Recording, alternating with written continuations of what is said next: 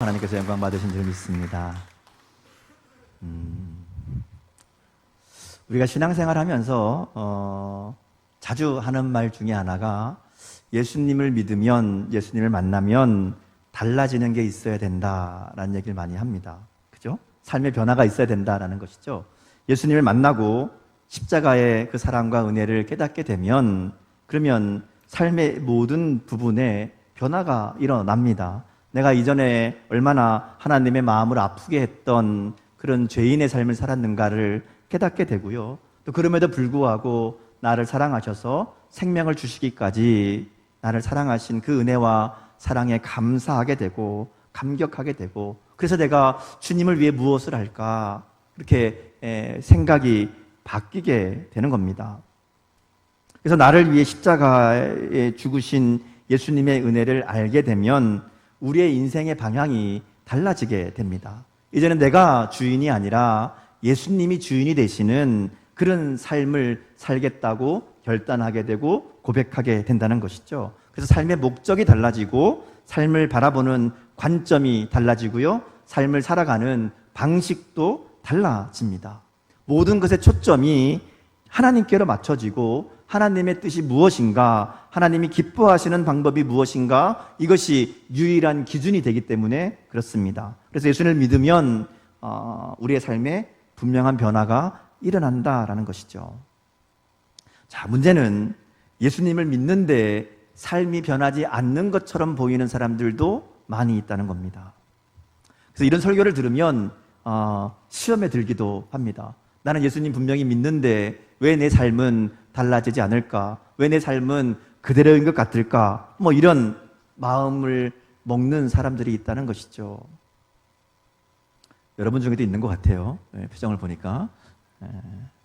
그래서 죄책감에 빠지기도 하고요. 때로는 심하면 내가 정말 구원받았나? 이렇게 구원의 은혜를 의심하게 되기도 합니다. 자, 우리가 분명하게 알 것이 있어요. 구원이라는 것은 우리가 예수님을 믿을 때에, 예수님이 나를 위해 십자가에 죽으신 것을 믿을 때에 선물로 주시는 은혜가 구원입니다. 예수님이 나를 위해 죽으셨습니다. 예수님이 죽으심으로 내가 하나님 앞에 용서함을 받고 하나님의 자녀가 되었습니다. 이것을 믿을 때에 우리에게 주시는 선물이 구원이라는 겁니다. 우리가 어떤 대가를 치르거나 어떤 자격을 갖추어서 구원받는 게 아니라 하나님의 아들이신 예수님이 나를 위해 죽으셨음을 믿으면, 그 예수님이 나를 생명을 주시기까지 사랑하셨음을 믿으면, 그러면 구원받는 겁니다. 이게 전부예요. 다른 게 없습니다. 자, 그런데 구원받은 하나님의 자녀로 살아가는 것은 저절로 되는 게 아닙니다. 구원은 예수님을 믿으면 우리 가운데 은혜로 선물로 주어지는 것이지만, 구원받은 하나님의 자녀로 산다는 것은 공짜로 주어지는 게 아니라는 겁니다. 이거 잘 생각하셔야 됩니다. 구원에는 자격이나 조건이 없지만 변화된 삶을 사는 데에는 필요한 것이 있다라는 겁니다. 그리고 예수님을 믿고 예수님을 주님으로 고백하면 우리 안에 성령님이 함께 하십니다. 그리고 성령께서 우리의 삶에 간섭하기 시작한다라는 것이죠.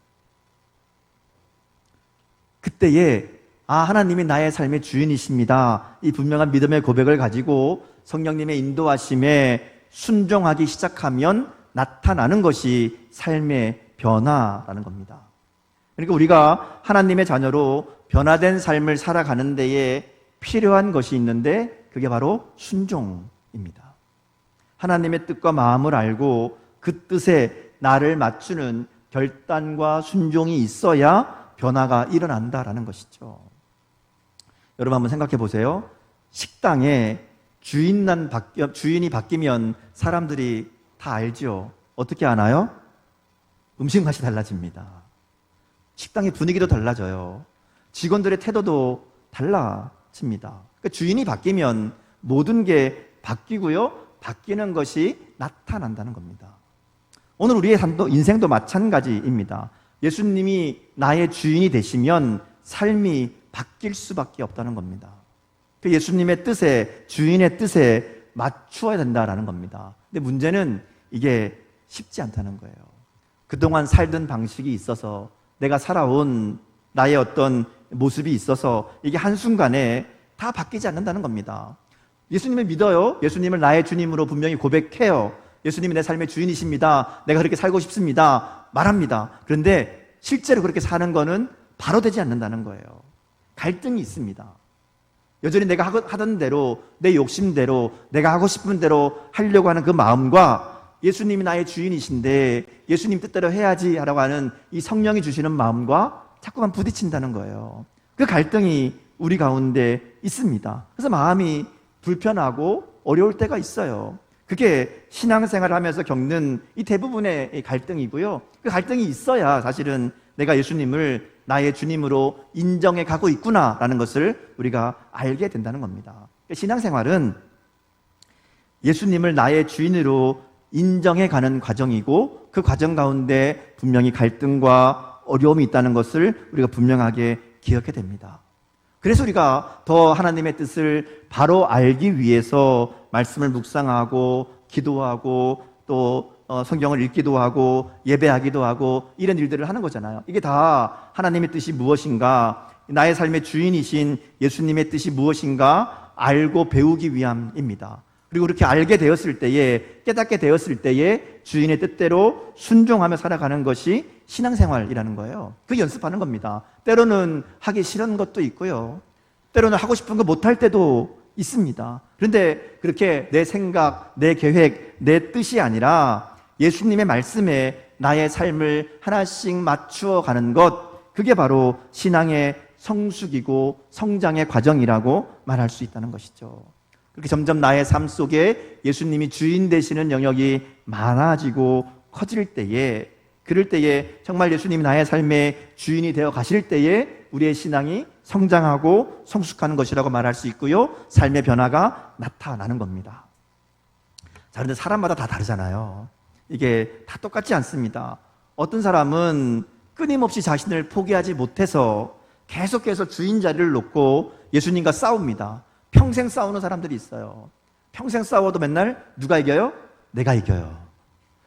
예수님이 주인 되지 못하고 여전히 내가 주인 되는, 그래서 내 생각대로, 내 경험대로, 내 지식대로, 내 방식대로, 내 감정대로 나의 이익을 위해서 그렇게 살아간다는 거죠. 예수님을 믿는다고 말은 하는데 예수님이 주인 되지 못하는, 그래서 삶의 변화가 없는 그런 삶을 사는 사람들이 있습니다. 또 어떤 사람은 예수님을 나의 주인으로 인정하고 주님 뜻대로 살려고 마음은 먹는데 자꾸 중간에 안 돼요. 급한 일이 생기거나 뭐 어려운 일이 생기거나 그러면 마음이 흔들리는 겁니다. 하나님의 뜻을 따르는 게 아니라 당장 이게 더 이익인 것 같고 더 좋은 방법인 것 같고 더 편한 방법인 것 같아서 주님의 뜻과 상관없이 그 길을 선택한다는 겁니다. 하나님의 말씀에 순종하겠다는 마음은 있는데 현실의 문제와 이익 앞에서 쉽게 결단하지 못하고, 그래서 여전히 변화되지 못하는 모습으로 살아가는 사람들도 있습니다. 근데 마음은 늘 불편해요. 알거든요, 어떻게 되는지. 알긴 하는데 자꾸 안 된단 말이죠. 그래서 때로는 이 연약함이 죄책감으로 다가오기도 합니다. 나는 왜 안 될까? 뭐 그런 안타까운 마음으로 살아가는 사람들 있습니다. 또 어떤 분들은 한 부분은 잘 되고 한 부분은 안 돼요. 이 부분에서는 정말 하나님 뜻대로 잘 섬기겠습니다, 하나님 뜻대로 순종하겠습니다가 되는데 안 되는 부분이 있어요. 예를 들면 이런 거죠. 시간 내서 내가 주의를 지키고 예배하고 말씀 읽고 기도하고 이런 것들은 잘 돼요. 그거는 내가 얼마든지 하나님 뜻에 맞출 수 있어요. 근데 헌금은 못 하겠어요. 돈은 내가 못 놓겠어요. 이런 분들 있습니다. 뭐 영역은 여러 가지죠. 삶의 여러 가지 영역에서 이게 되는 부분이 있고 안 되는 부분들이 있습니다. 우리 뭐 다 비슷하잖아요. 다 그런 과정 가운데 있습니다. 근데 중요한 것은 지난번 우리 금요일날 엊그제 금요일날 말씀 나눈 것처럼 예수님은 우리의 연약함을 아시는 분이라고 그러잖아요. 우리의 연약함을 아시는 분.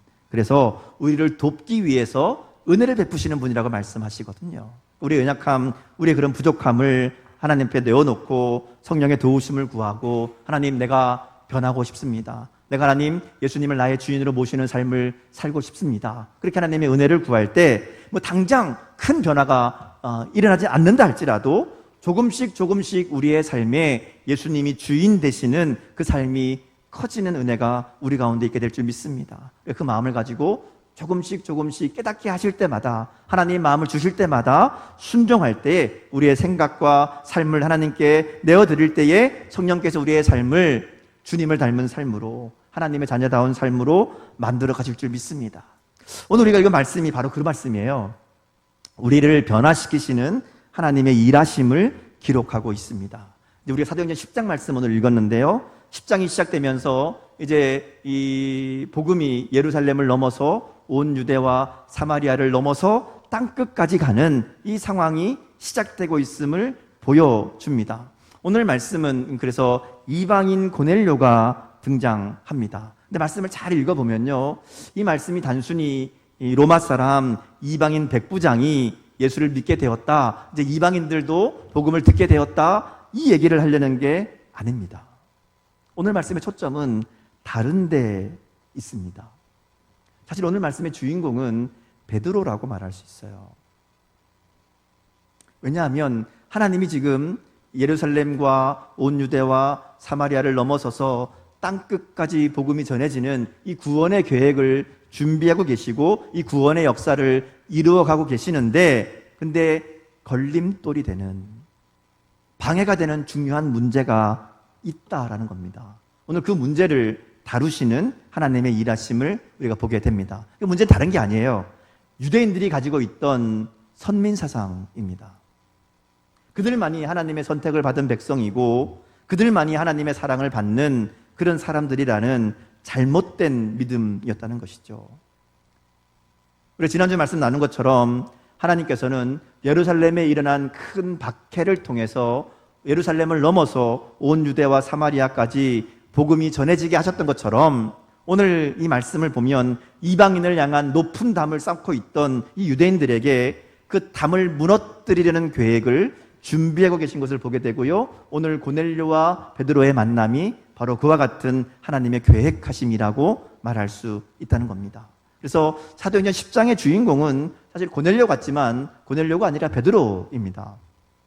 이 베드로의 이야기는 이제 9장부터 이미 시작되어 있어요. 9장 후반부에 보면 베드로를 통해서 중풍병자가 고침을 받고 일어납니다. 그리고 죽었던 다비다가 다시 살아나는 성령의 역사가 있었습니다. 그곳이 욥바라는 곳이었는데 욥바에 베드로가 며칠을 더 머물면서 이제 복음을 전하고 있는 중이었어요. 근데 그때에 환상을 보게 됩니다. 베드로가 기도하러 올라갔는데 그 환상이 베드로에게 보이게 되죠.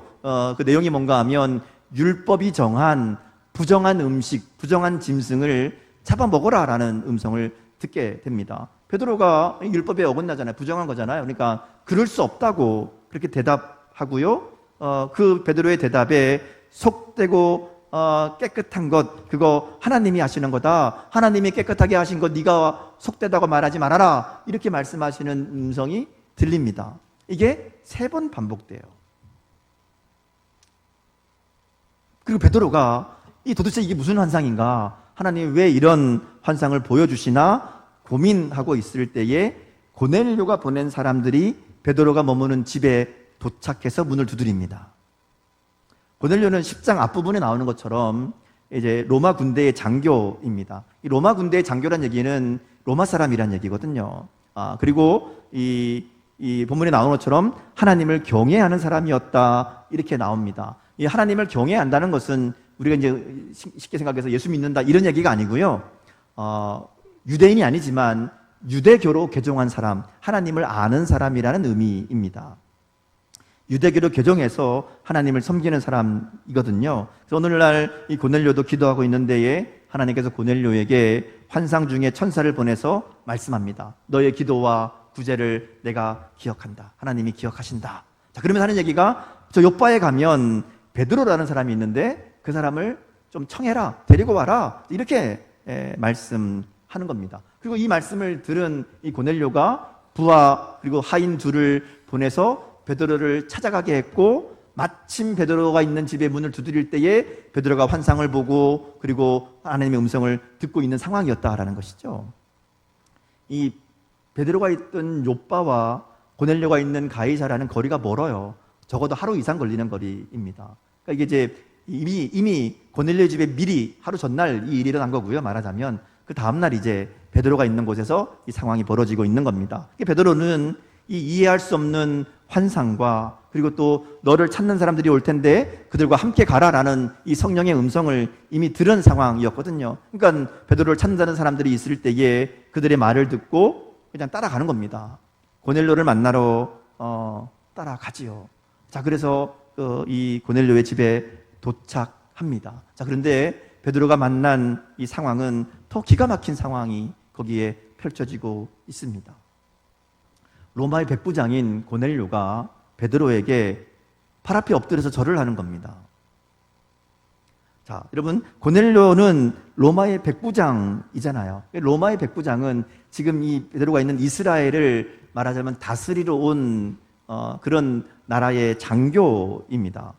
베드로는 그 로마의 지배를 받고 있는 유대인이고 더군다나 갈릴리 시골 출신의 어부이거든요. 그 당시 사회적 지위로 말하자면 이건 뭐 베드로가 납작 엎드려야 되는 그런 상황입니다. 뭐 마주할 수도 없는, 만날 수도 없는 그런 차이가 있다라는 것이죠. 그런데 고넬료가 이 베드로를 바라보면서 하나님이 보내신 사람으로 생각하고 그리고 그 앞에 하나님을 섬기듯이 엎드린 겁니다. 그러니까 베드로가 얼른 이렇게 세우죠. 나도 당신 같은 사람이라고. 하나님 말씀 듣고 오긴 했지만 나한테 그럴 거 아니라고. 그러면서 이제 이게 어떻게 된 상황이냐 묻는 거죠. 이게 무슨 일이냐 묻는 거예요. 왜냐하면 이 베드로가 사실 이 상황을 왜 여기 왔는지 모르고 왔거든요. 환상을 보여주시고 그리고 누가 오면 가라 그러니까 그 말씀을 듣고 정말로 찾아오니까 하나님 말씀인가 보다 하고 따라 나선 거거든요. 고넬료도 뭐 상황이 비슷해요. 기도하던 중에 하나님이 갑자기 저기 옆바에 가면 베드로라는 사람이 있으니까 데려와라. 그 얘기 듣고 가서 그냥 모시고 온 거예요. 그러니까 이제 둘 다 이게 무슨 상황인가 그러고 있는 거죠. 그러면서 이제 베드로가 묻는 겁니다. 이거 어떤 상황이냐 했더니 고넬료가 이야기하죠. 사실은 이런 일이 있어서 이러이러해서 내가 당신을 우리 집으로 모셨습니다. 자, 이렇게 이제 이야기를 하는 겁니다. 그러면서 이제 고넬료가 그렇게 얘기하죠. 33절 말씀인데요. 같이 한번 보겠습니다. 자, 시작.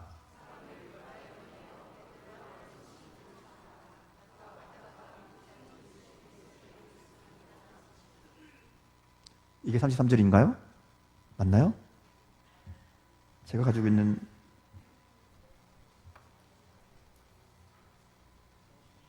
그죠? 네, 33절 다시 읽겠습니다. 자, 깜짝 놀랐네요. 같이 읽겠습니다. 자, 시작.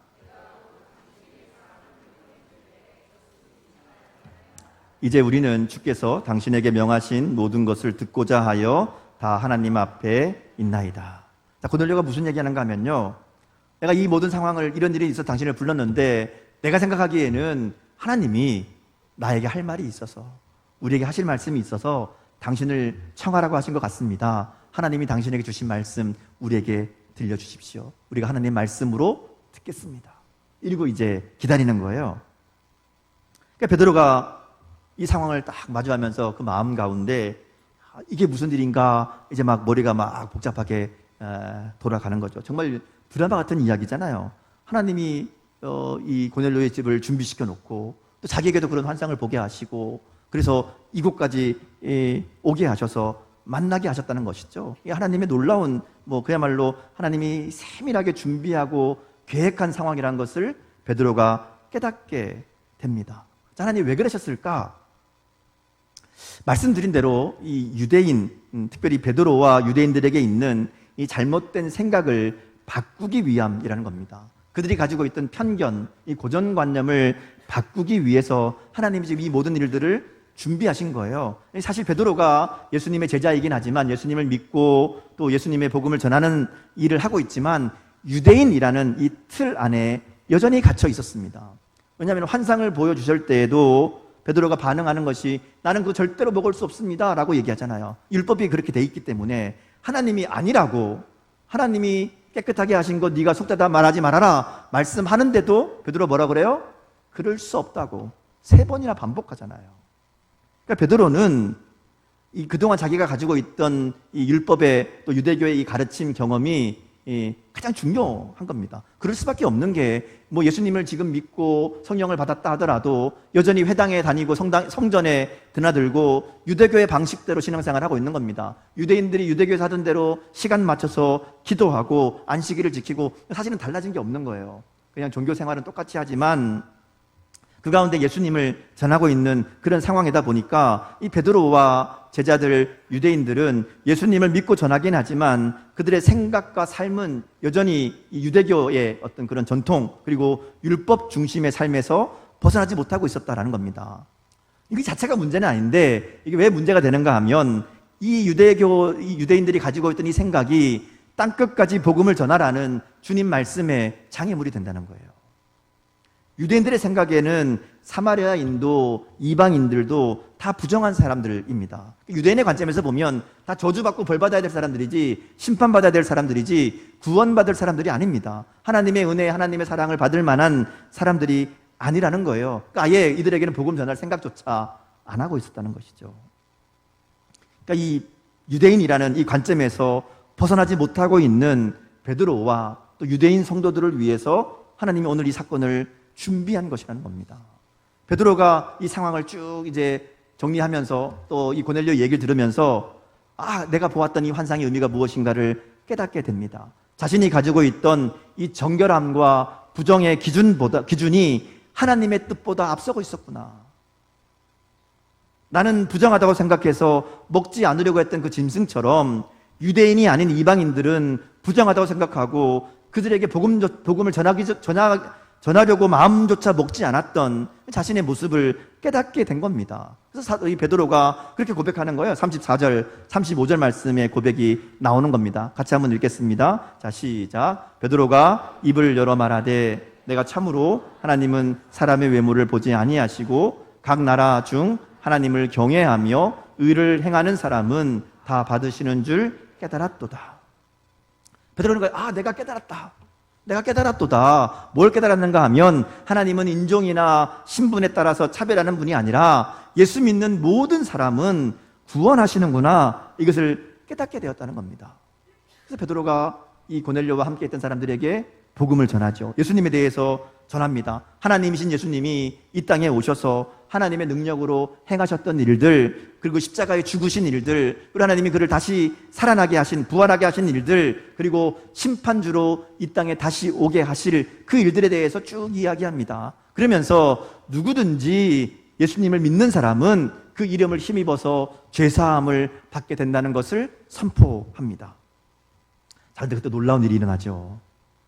말씀을 듣고 있던 고넬료와 함께한 사람들이 마치 오순절에 마가의 다락방에 성령이 강력하게 임했던 것처럼 이 고넬료의 가정에게도 그와 같은 역사가 나타난 겁니다. 44절에서 46절 말씀을 같이 읽겠습니다. 자, 시작. 베드로가 이 말을 할 때에 성령이 말씀을 듣는 모든 사람에게 내려오시니 베드로와 함께 온 할례 받은 신자들이 이방인들에게도 성령 부어주심으로 말미암아 놀라니 이는 방언을 말하며 하나님 높임을 들음이러라.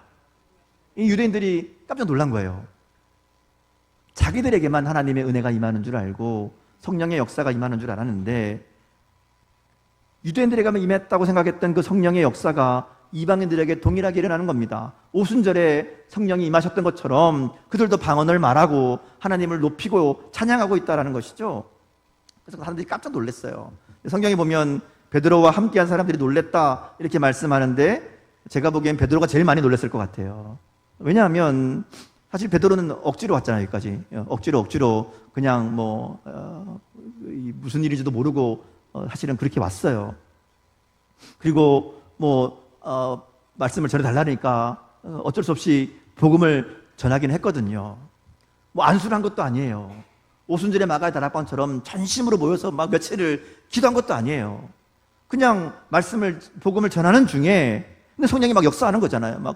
그 오순절에 성령이 임했던 것처럼 그들한테 막 임하는 겁니다. 베드로가 얼마나 놀랐겠습니까? 그래서 나중에 보면 11장 또 15장에 보면 이 교회가 이제 이방인들이 이 예수님을 믿게 되고 그리고 교회의 일원으로 들어오는 것에 대해서 그게 맞냐 아니냐 막 회의가 벌어져요. 왜냐하면 아직도 유대인들은 유대인들 중심으로만 생각하니까 이방인들을 받아야 되냐 말아야 되냐 이 문제로 이제 그들이 회의를 하게 됩니다. 그때 베드로가 무슨 소리냐? 내가 요빠에서 이런 일이 가이사랴에서 고넬료 집에서 이런 일이 있었다. 뭐 이렇게 이야기하면서 이방인들에게도 하나님의 성령이 동일하게 역사하신다. 이 이방인이라고 그들을 차별할 수 없다라는 것을 막 이야기하게 되고 그 중요한 그 근거가 오늘 이 사건이 되는 겁니다.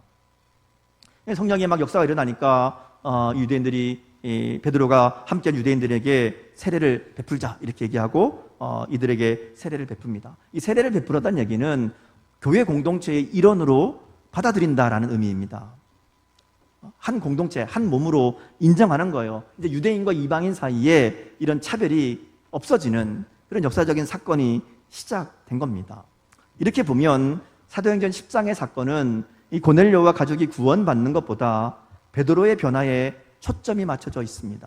베드로의 편견이 깨어지고 하나님의 관점으로 베드로의 시선이 넓어지게 되는 거예요. 그리고 이 이후로 이제 베드로는 이방인들에게 율법의 균례를 씌우고 그들도 우리처럼 할례 받아야 된다 뭐 이런 얘기 막 하고 있는 유대인들과 맞서서 그런 거 다 필요 없다. 예수님만 믿으면 이 성령의 역사하는 거 너희 보지 않았느냐 이렇게 이 편에 서서 복음이 땅끝까지 전파되는 일에 중요한 역할을 감당하게 되고요. 또 이 일의 전환점이 된 것이 바로 오늘 본문의 사건이라는 겁니다. 오늘 우리의 삶도 베드로와 같이 우리가 생각하고 있던, 우리가 알고 있던 것보다 더 큰 하나님의 뜻과 하나님의 계획을 알게 되고 보게 되는 그런 은혜를 경험할 수 있기를 주님의 이름으로 축복합니다. 내가 알고 있는 것, 내가 경험한 것이 전부인 것처럼 생각하는 그런 어리석은 신앙이 아니라 언제든지 하나님의 뜻을 따라 순종할 수 있는 준비가 되어 있는 사람이 되어야 됩니다. 성숙한 신앙이 바로 그런 거거든요. 어떻게 보면 성숙한 신앙은 이 생각의 유연함을 가진 것이라고 말할 수 있습니다. 성숙한 신앙이라는 것은 언제든지 내 생각이 틀릴 수 있음을 잊지 않는 사람입니다. 내 경험이 전부가 아니라는 것, 내가 알고 있는 지식이 전부가 아니라는 것을 그러니까 잊지 않는 사람이라는 겁니다. 특별히 하나님의 일에 있어서 절대적인 것은 없습니다. 하나님이 어떻게 하실지 우리는 다 알 수 없잖아요. 하나님의 뜻이 무엇인가 그때그때 그 음성에 귀를 기울이고 그래서 거기에 순종할 수 있는 마음이 준비된 사람, 그 사람이 성숙한 믿음의 사람이라고 말할 수 있습니다. 신앙생활을 하다 보면요, 규칙이 많아져요. 내가 정하는 규칙들이 많아집니다. 물론 그 마음은 그런 거예요. 내가 하나님 앞에 더 정결한 삶을 살기 위해서, 또 하나님을 기쁘시게 하는 삶을 살기 위해서 내가 결단하고 순종하겠다 하는 마음으로 규칙들이 많아집니다. 해야 되는 것, 하지 말아야 되는 것들 생깁니다. 근데 중요한 것은 그런 내가 정한 규칙들이 하나님의 뜻보다 앞서면 안 된다는 거예요. 교회 전통도 마찬가지입니다. 교회에 여러 가지 전통들이 있고 교회에서 해오는 일들이 있지요. 근데 그것이 아무리 전통이라고 해도 하나님의 뜻보다 우선돼서는 안 된다는 겁니다. 물론 복음의 본질, 구원의 이 본질에 대해서는 분명하게 우리가 바꾸지 말아야 되는, 고집해야 되는 부분들이 분명히 있습니다. 근데 대부분의 일들은 하나님의 뜻이 무엇인가를 묻고 거기에 우리의 삶을, 우리의 계획을, 우리의 방법을 맞추려는 그런 마음이 있어야 된다는 것이죠. 그래서 우리가 해야 될 일이 있어요. 하나님의 뜻을 구하며 기도하는 겁니다. 오늘 고넬료나 또 베드로나 기도하는 중에 하나님의 인도하심을 받습니다.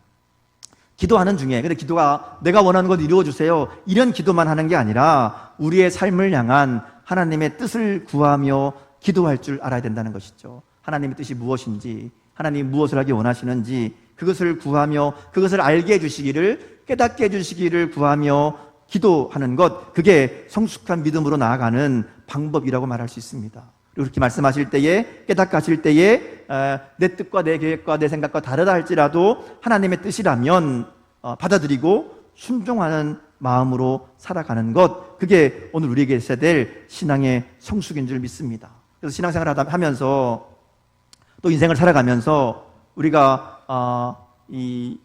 오늘 베드로가 얘기한 것처럼 그럴 수 없습니다 이런 말 자주 하면 안 돼요. 절대로 안 됩니다, 반드시 해야 됩니다 이런 말 자주 하면 안 돼요. 좋아하면 안 됩니다. 뭐라고 해야 될까요? 그럴 수 있습니다. 하나님이 원하시면 그렇게 하겠습니다. 하나님의 뜻이라면 내가 바꾸겠습니다. 이게 우리의 대답이 되어야 됩니다. 제가 설교를 시작하면서 변화되는 삶에 대해서 말씀드렸습니다. 예수님을 믿고 신앙이 성숙하면 삶의 변화가 반드시 있어야 됩니다. 그 변화는 여러 모양이에요. 단순히 기도 많이 하고 성경 많이 읽고 예배 안 빠지고 그런 변화만 말하는 게 아닙니다. 물론 그런 변화도 있어야 됩니다. 더 중요한 변화, 꼭 있어야 되는 변화는 생각의 변화입니다. 생각이 깊어지고 마음이 넓어져야 된다는 것이죠. 내가 가지고 있는 이 생각의 틀에 갇혀 있는 것이 아니라 오늘 베드로가 보여주는 것처럼 하나님의 뜻을 깊이 이해할 줄 아는 깨달음이 있어야 된다는 겁니다. 날마다 그래서 내가 오늘도 깨달았구나 라는 이 고백이 있어야 된다는 것이죠. 성숙한 신앙이란 것은 강한 확신을 가지고 강한 믿음을 가지고 밀어붙이고 나가고 이게 성숙한 믿음이 아닙니다. 넓은 마음으로 이해하고 순종하는 것이 성숙한 믿음이라고 말할 수 있습니다. 오늘도 내 안에서 깨닫게 하시고 말씀하시는 성령의 음성 앞에 내 생각과 지식과 고집을 내려놓는 결단이 있고요. 그리고 다 이해하지 못하고 분명하게 보이지 않아도 주님의 뜻이라면 순종하며 따르겠다는 결단이 우리 가운데 있어야 된다는 것이죠. 베드로가 그랬잖아요. 다 알아서 간 거 아니에요. 도무지 무슨 일인지 모르지만 말씀하시니까 성령이 그런 마음을 주시니까 그냥 순종한 겁니다. 그러니까 어떻게 해요? 하나님이 깨닫게 하시는 겁니다. 깨닫고 순종하는 게 아니고요. 순종하다 보면 깨닫게 하신다라는 겁니다.